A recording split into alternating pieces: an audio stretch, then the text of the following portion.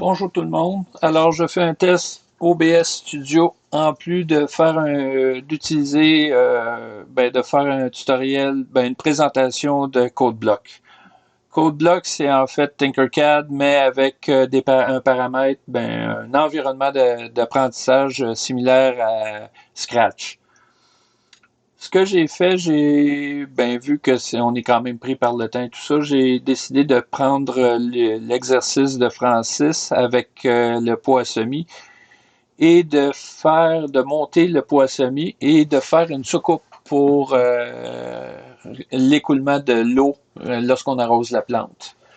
Alors, le premier objet, c'est la soucoupe, composée de deux cylindres, dont un en perçage, avec une courbure. J'ai tenté de faire une inscription avec du texte, mais j'ai vu que le texte, la police de caractère, on ne peut pas varier la hauteur des polices de caractère.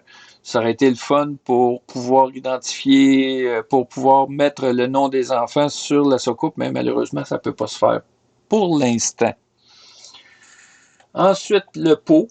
Le pot ici est composé naturellement de cylindres. C'est essentiellement, c'est tous des cylindres qui sont un en plein puis l'autre en perçage. Ici, le trou d'écoulement des eaux, c'est aussi un cylindre. Je l'ai mis en perçage. Et en consultant les autres exemples de code qu'on met, je me suis rendu compte qu'on pouvait faire une boucle et d'automatiser le processus de création. Donc, j'ai fait un exercice dans l'exercice et on le voit fonctionner.